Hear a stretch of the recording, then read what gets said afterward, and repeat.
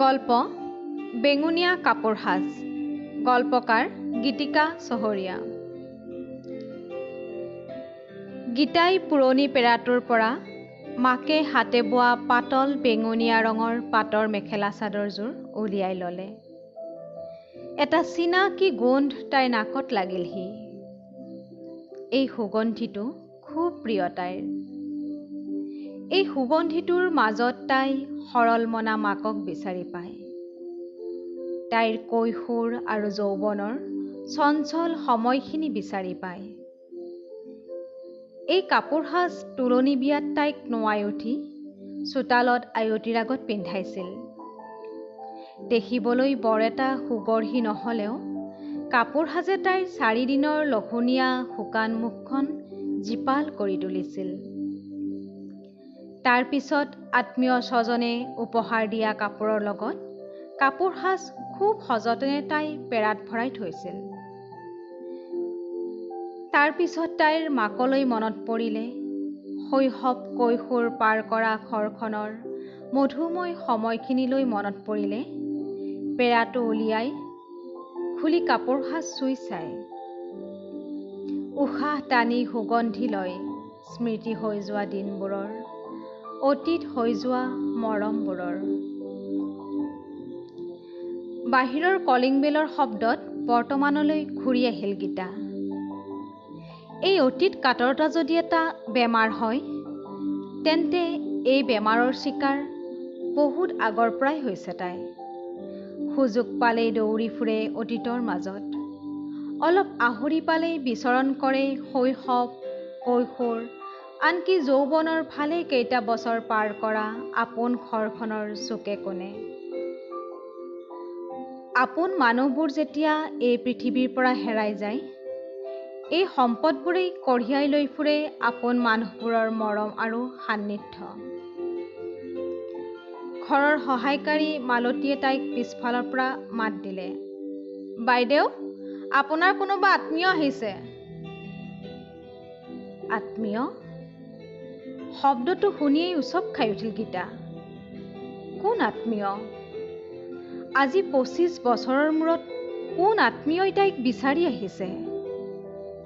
তাইৰ সপোনৰ পৃথিৱীৰ পৰা কোনোবা আত্মীয় তাইৰ ওচৰলৈ আহিছে নেকি?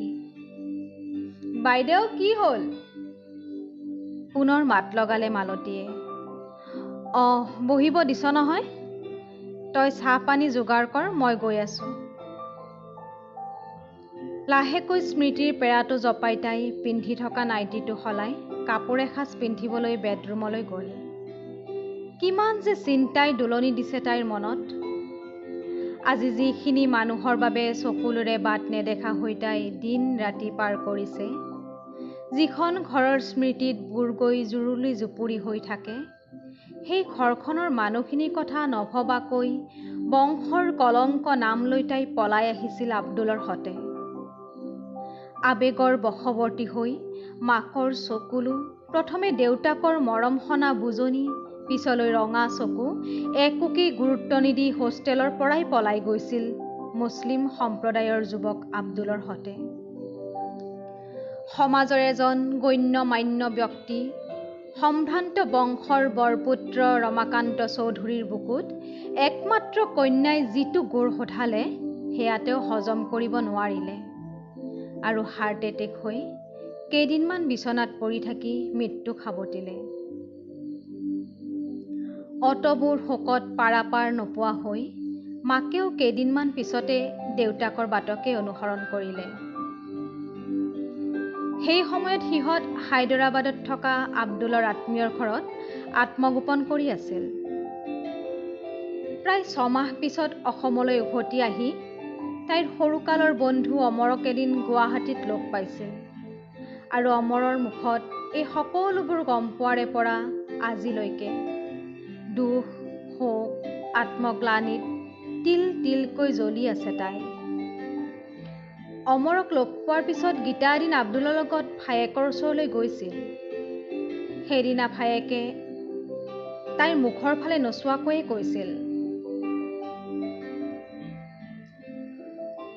বাইদেউ, তই যি কৰিলি বহুত বেয়া কৰিলি।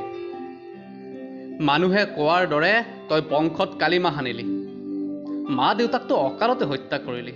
এইবোৰ মই তোক একো নকওঁ। এতিয়াৰ পৰা সকলো কথা তই নিজেই বুজিবি। আনক দুখ দি তই যি সুখী হোৱাৰ মন্ত্ৰ বিচাৰি ললি, সেই মন্ত্ৰই তোক এদিন তিল তিলকৈ দহিব। তইতো মোক নিথৰুৱা কৰিলিয়েই। এতিয়া আৰু মই আত্মীয় স্বজনৰ পৰা বিতাড়িত হ'ব নোৱাৰো। গতিকে তই গুচি যা, ইয়াৰ পৰা গুচি যা। কান্দোনেৰে বাট নেদেখা হৈ গুচি আহিছিল গীতা।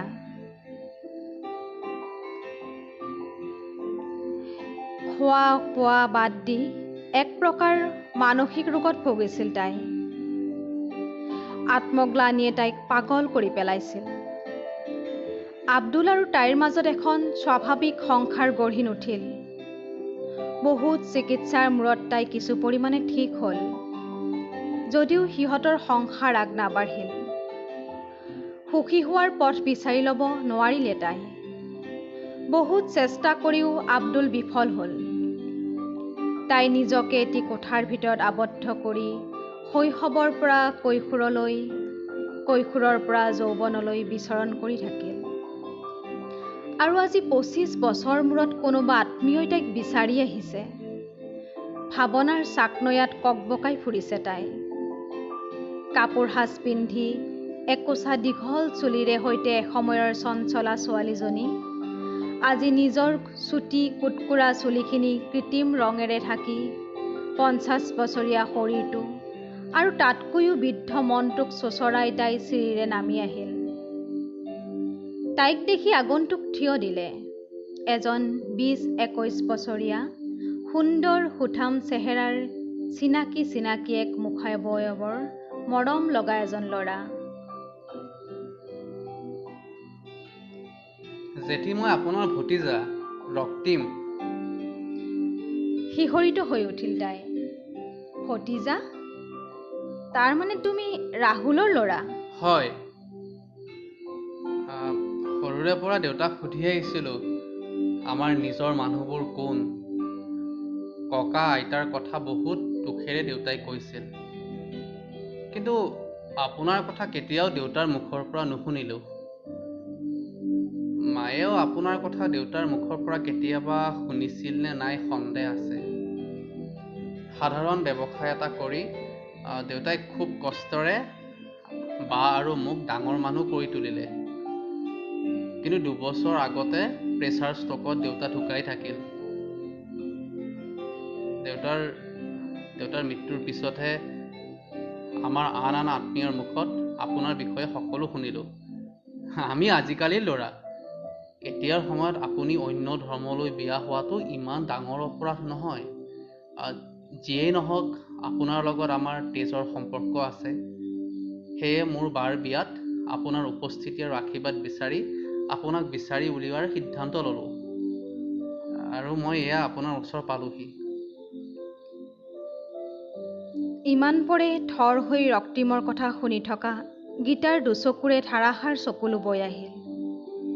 এই চকুলো দুখৰ নে সুখৰ তাই ধৰিব নোৱাৰিলে। ৰক্তিমৰ মূৰত হাত বুলাই তাই ওপৰলৈ উঠি গ'ল। অলপ আগতে জপাই থোৱা, পলাই আহোঁতে লগত অনা স্মৃতিৰ পেৰাটো পুনৰ খুলি ল'লে তাই।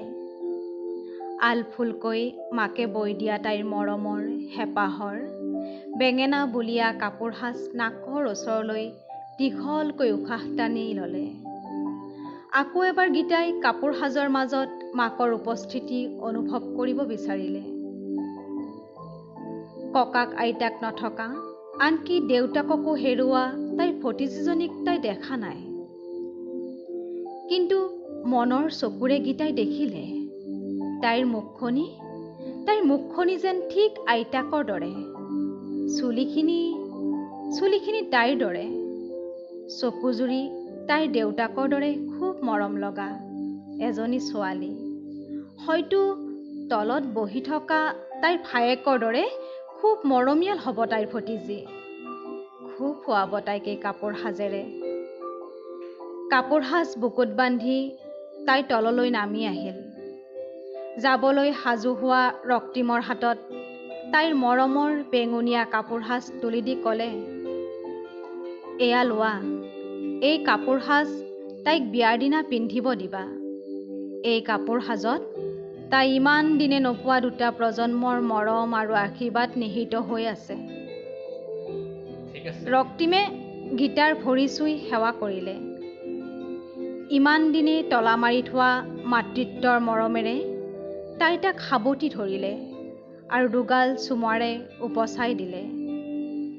সকলো বাধা নেওচি এই নতুন প্ৰজন্মই যেন অতদিনে তাই বুকুত বান্ধি ৰখা শিলচটা উফৰাই সকলো আত্মগ্লানিৰ পৰা তাইক মুক্তি দিলে।